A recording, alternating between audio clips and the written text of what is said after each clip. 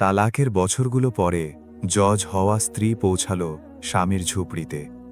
তারপর যা হলো সবাইকে কাঁদিয়ে দিল এবং চিন্তা করতে বাধ্য করল। বন্ধুরা, মধ্যপ্রদেশের একটা ছোট্ট গ্রাম হরিপুরে সকাল সব সময় একই রকম হতো।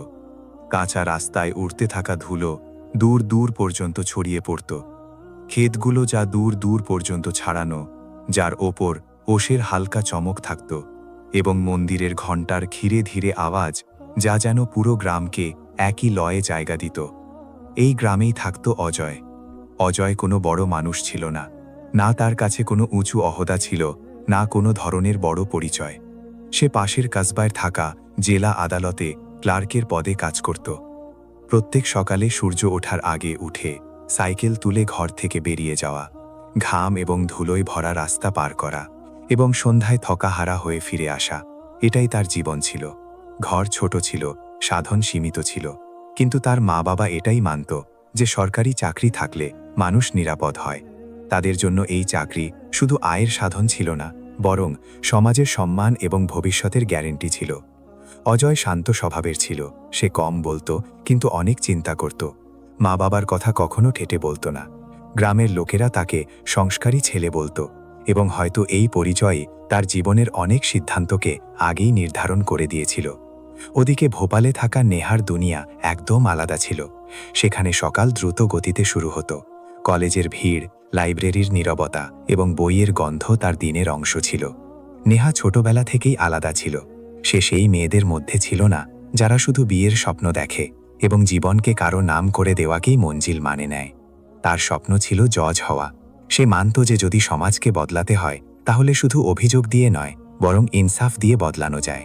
তার মা বাবা মধ্যবিত্ত ছিল, কিন্তু তাদের চিন্তা আধুনিক ছিল। তারা নেহাকে সবসময় পড়তে, এগিয়ে যেতে এবং প্রশ্ন করতে উৎসাহিত করেছিল।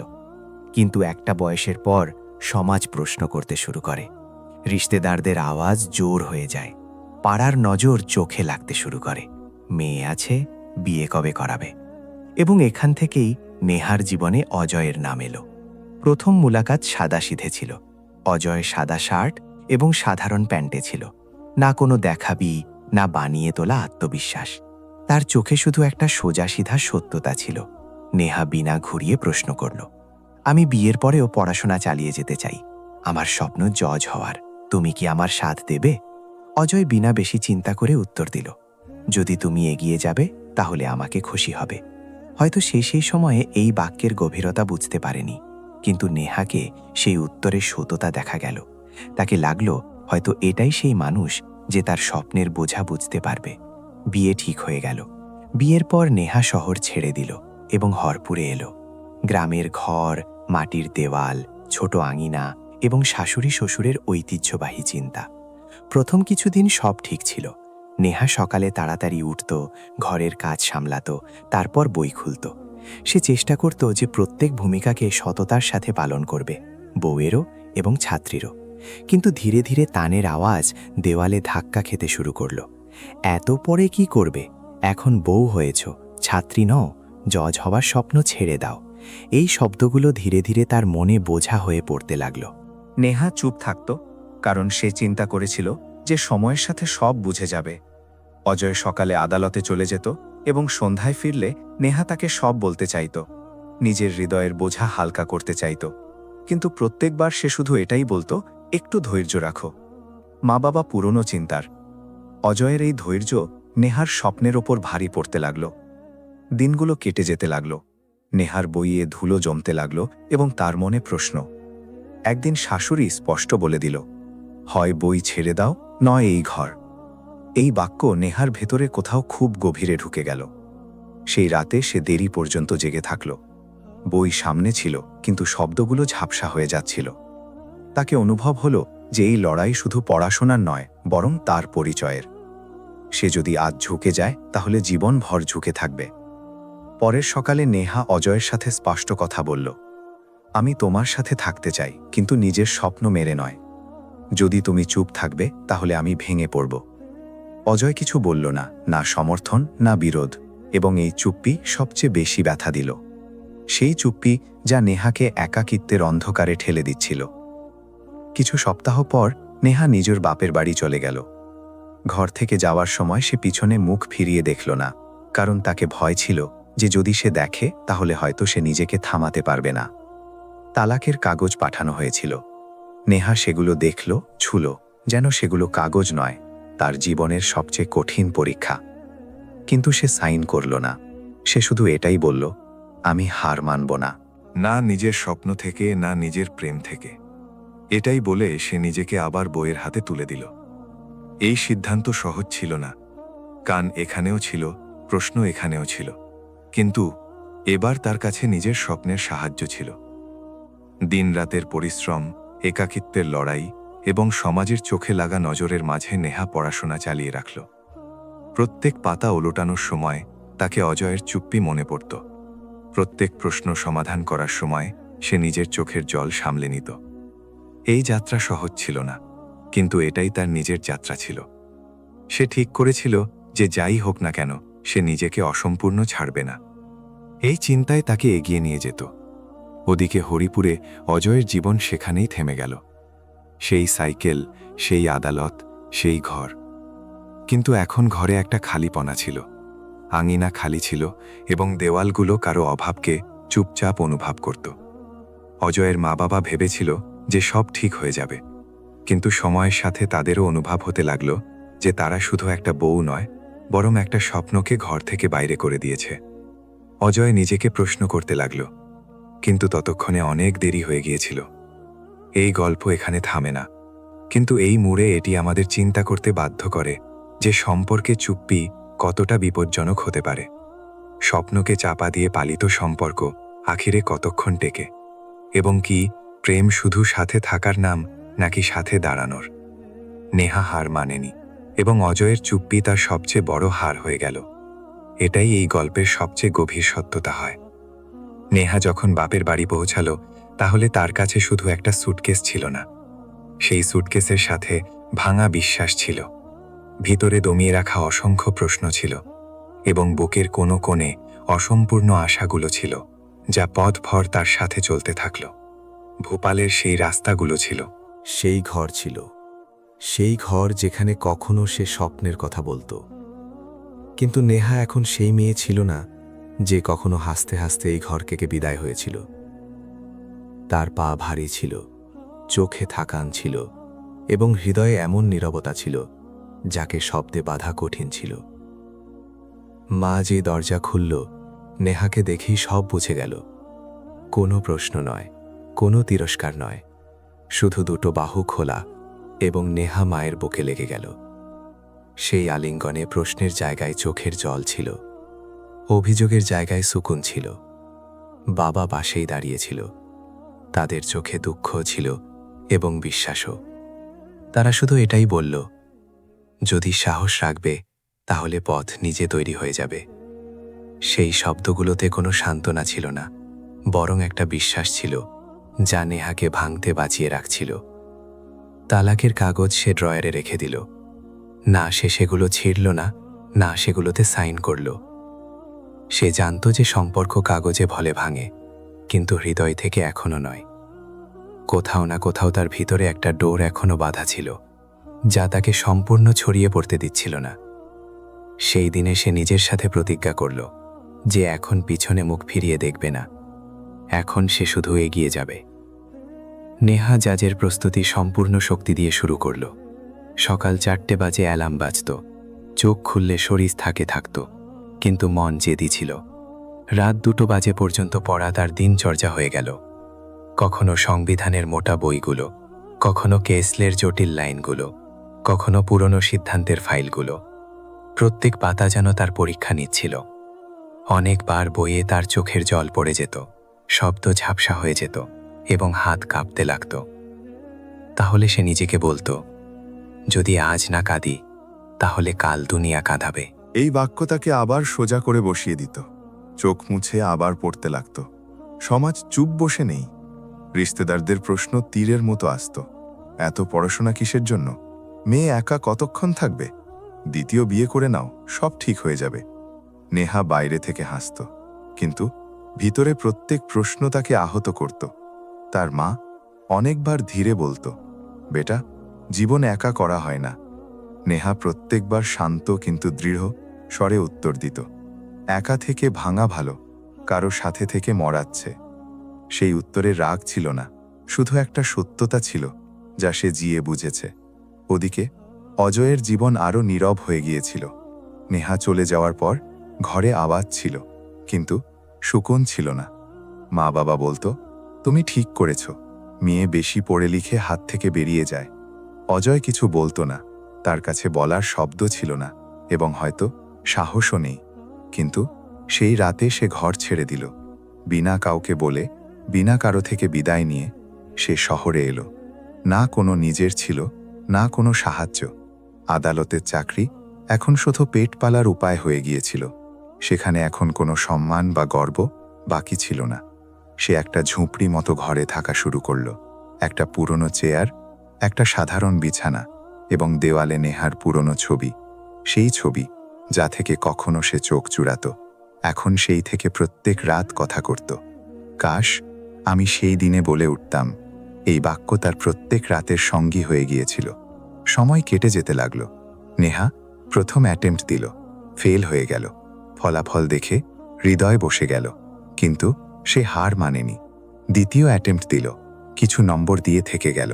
এবার শরীরও উত্তর দিতে লাগল, কিন্তু মন এখনও অটল ছিল। তৃতীয় অ্যাটেম্প্ট, সম্পূর্ণ শরীর থকে গিয়েছিল। চোখের নিচে কালো ঘেরা ছিল, হাত কাঁপত, কিন্তু মন এখনো জীবিত ছিল। লোকেরা বলতে লাগলো, এখন বন্ধ করো, প্রত্যেকের ক্ষমতার কথা হয় না। নেহা শুধু এটাই বলল, এখন তো জিততেই হবে। এই জয় শুধু পরীক্ষার ছিল না, এই জয় তার পরিচয়ের ছিল। এই মাঝে অজয়ের অবস্থা আরও খারাপ হয়ে গেল। মা বাবার থেকে দূরত্ব বেড়ে গেল। বেতনের বড় অংশ ঘরের ভাড়ায় চলে যেত এবং বাকি জীবন যেন খড়কুটোয় ভাগ হয়ে গিয়েছিল। তবু সে কখনো দ্বিতীয় বিয়ে করেনি। যখন কেউ জিজ্ঞাসা করত, এখন বিয়ে কবে করবে, সে শুধু এটাই বলতো, আমার বিয়ে হয়ে গিয়েছে। সেই উত্তরে কোনো গর্ব ছিল না, শুধু একটা অসম্পূর্ণতা ছিল যা সে নিজেও সম্পূর্ণ বুঝতে পারত না। একটা রাত নেহা দেরি পর্যন্ত পড়তে পড়তে ঘুমিয়ে গেল। স্বপ্নে অজয় এলো।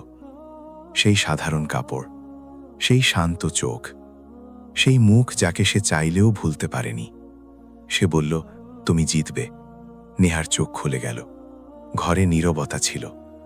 সে বই বন্ধ করল, চোখের জল মুছল এবং আবার পড়তে বসল, যেন সেই স্বপ্ন তাকে একবার আবার দাঁড় করিয়ে দিয়েছে। অবশেষে সেই দিন এলো যার জন্য তাকে অপেক্ষা করছিল।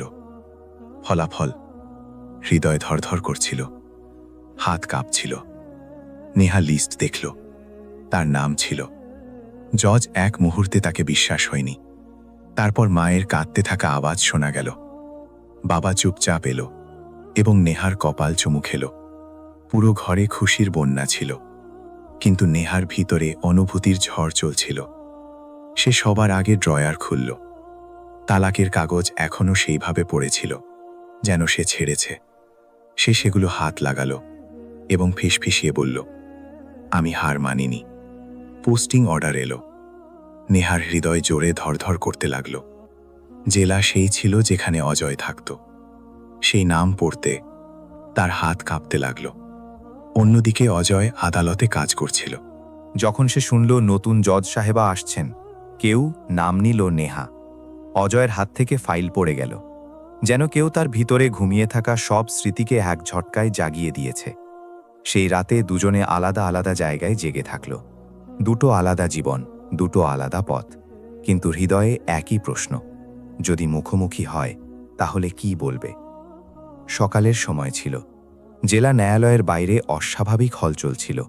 রোজের মতো নয়, আজ কিছু আলাদা ছিল। বাতাসে একটা অদ্ভুত গম্ভীরতা ছিল, যেন দেওয়ালগুলো কোনো বড় মুহূর্তের আহট অনুভব করছিল। নতুন জজের আগমনের প্রস্তুতি হচ্ছিল। পরিষ্কার কর্মী তাড়াতাড়ি ফ্লোর চমকাচ্ছিল। ফুলের মালা লাগানো হচ্ছিল। নিরাপত্তা কর্মী এদিক ওদিক নজর দৌড়াচ্ছিল। সবকিছু নির্ধারিত সময়ে এবং সুন্দরভাবে, যেন ন্যায় নিজে আজ কোনো নতুন রূপে প্রবেশ করতে যাচ্ছে।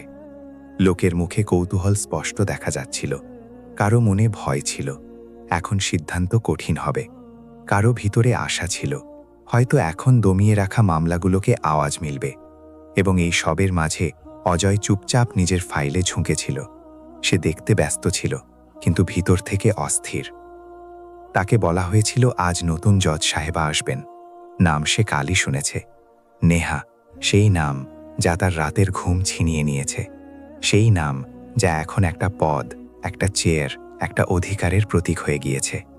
সরকারি গাড়ি এসে থামল। কালো কাচের পিছনে একটা পরিচিত মুখ ছিল, কিন্তু এখন সেই মুখ কারো স্ত্রীর নয়, ন্যায়ের চেয়ারের প্রতীক হয়ে গিয়েছে। দরজা খুলল, নতুন নামল। সাদা শাড়ি, স্থির আত্মবিশ্বাস। চালে কোনো দেখাবি নেই, চোখে কঠোরতা নেই, কিন্তু গভীরতা অনেক। সেই গভীরতা যা দুঃখ থেকে বেরিয়ে আসে। তালি বাজল। অ্যাডভোকেট সম্মানে ঝুঁকল। কর্মচারী সতর্ক হয়ে গেল।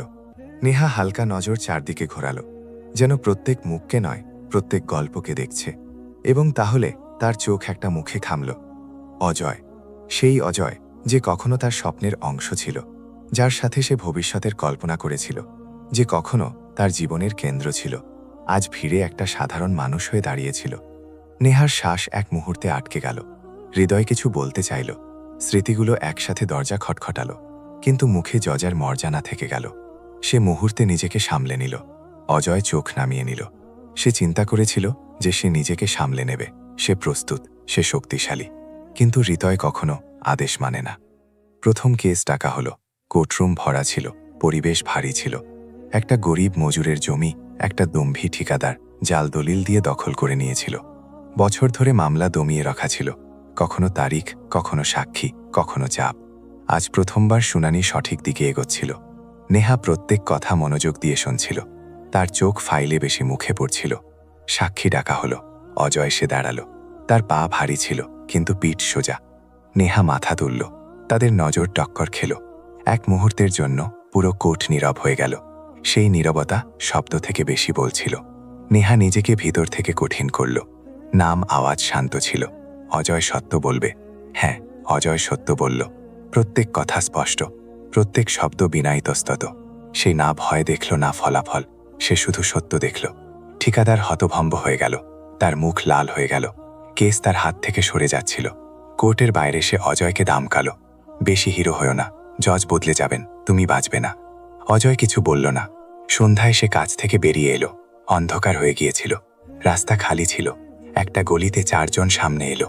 কোনো তর্ক নয়, কোনো সতর্কতা নয়। বিনা কিছু বলে লাঠি উঠল।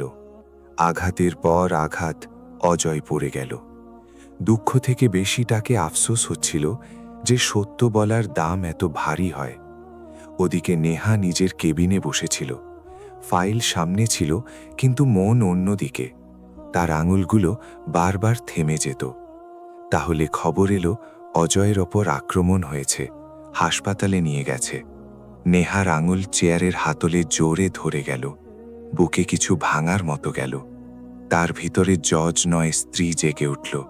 সে চেয়ার, সে ফাইল, সে পদ, সব মুহূর্তে পিছনে ছুটে গেল। রাতে নেহা সরকারি গাড়ি থেকে নয়, সাধারণ গাড়ি থেকে হাসপাতালে পৌঁছালো। না কোনো সাইরেন, না কোনো তামঝাম। আইসিইউর বাইরে অজয় পড়েছিল, ব্যান্ডেজে মোড়া, অজ্ঞান, দুর্বল। নেহা সেই বেঞ্চে বসে গেল। চোখের জল বিনা আওয়াজ পড়তে থাকল। প্রত্যেক চোখের জলে একটা প্রশ্ন ছিল, একটা পশ্চাতাপ ছিল, একটা অসম্পূর্ণতা ছিল। পুরো রাত সে সেখানে বসে থাকল। সকাল হলো। হাসপাতালের জানালা থেকে আলো এলো। তাহলে সংবাদ মিলল, আজ একটা হাই প্রোফাইল কেস আছে, তোমার কোর্টে থাকা জরুরি। নেহা ধীরে স্বরে বলল, আজ মানবতা আসলো, বিপদ টলে গিয়েছে। নেহা গভীর শ্বাস নিল, যেন বছর পর শ্বাস এলো। সে প্রথমবার অজয়ের হাত ধরল। সেই হাতটা কখনো তার সাহায্য ছিল। আমি এসে গিয়েছি, এখন কোথাও যাব না। কিছুদিন পর অজয়কে ঘরে পাঠিয়ে দেওয়া হলো। সেই ঝুপড়ি, ছেলা ছাদ, একটা খাট এবং গভীর নীরবতা। নেহা সেখানে পৌঁছালো। জজের গাড়ি কাদায় আটকে গেল। ড্রাইভার ঘাবড়ে গেল। নেহা নামল, শাড়ি সামলে এবং পায়ে হেঁটে চলে গেল। লোকেরা দেখতে থাকল। চেয়ারের উচ্চতা কাদায় নেমে এলো। ঝুপড়ির ভিতরে অজয় শুয়েছিল।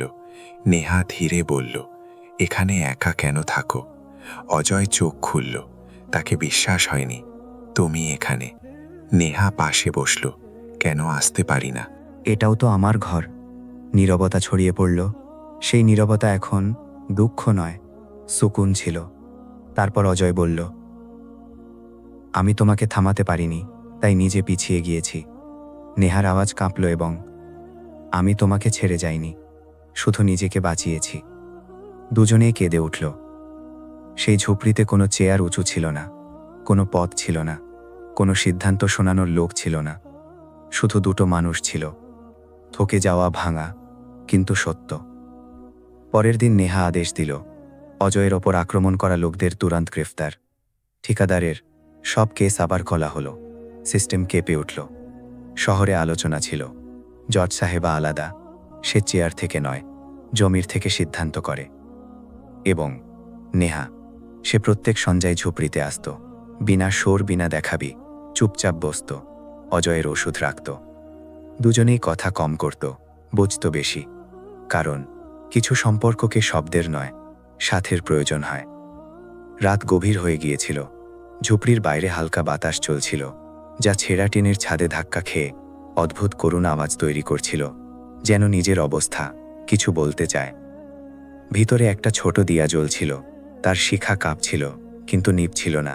ঠিক সেইভাবে যেন দুটো জীবন, যা ভেঙে গিয়েছে কিন্তু শেষ হয়নি। সেই মধ্যম আলোয় নেহা অজয়ের পাশে বসেছিল।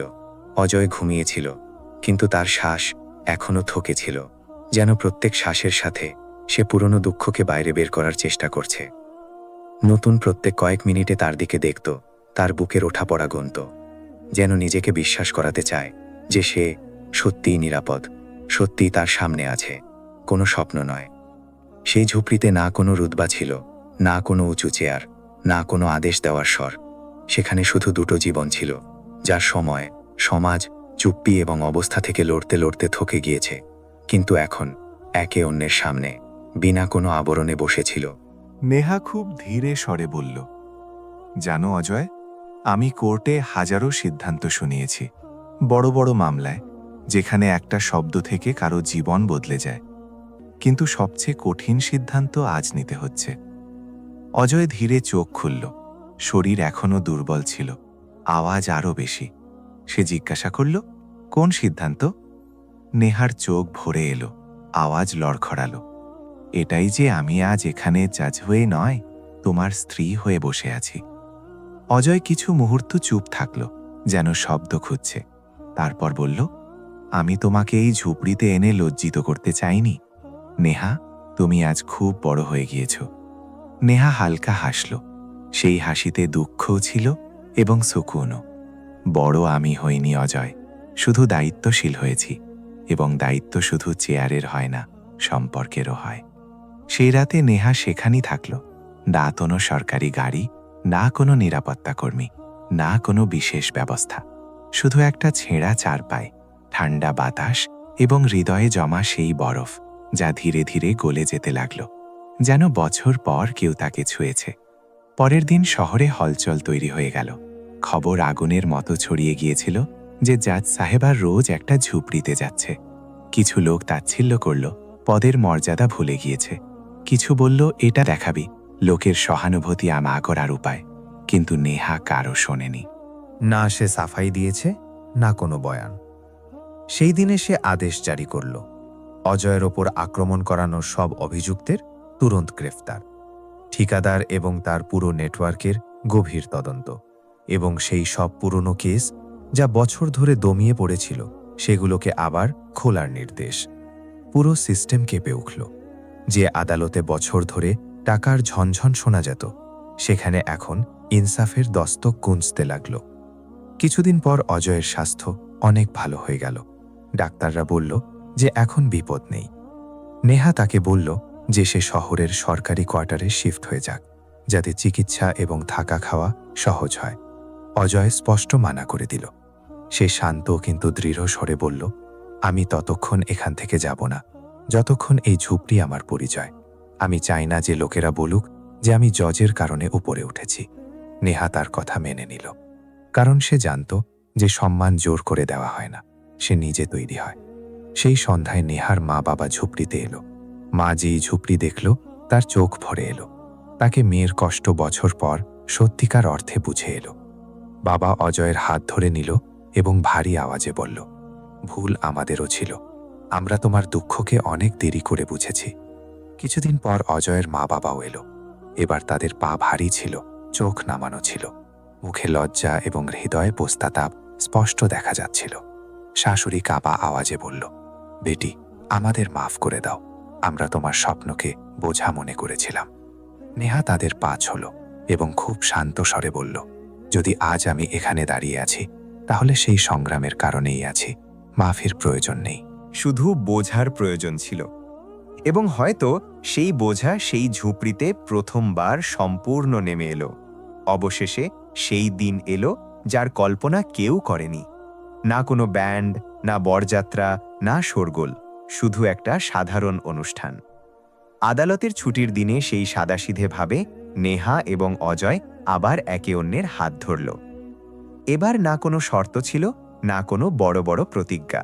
শুধু এই গভীর বোঝা ছিল যে সম্পর্ক সমতা দিয়ে চলে, ত্যাগ থেকে নয়, ভয় থেকে নয়, বরং সম্মান থেকে। নেহা আজও জাজ, কিন্তু এখন সে সিদ্ধান্ত শুধু ফাইল দেখে নয়, জীবন দেখে শোনায়। অজয় আজও সাধারণ, কিন্তু তার সাদাসিধে ভাব এখন অনেক শক্তিশালী লোকের জন্য সবচেয়ে বড় ভয় হয়ে গিয়েছে।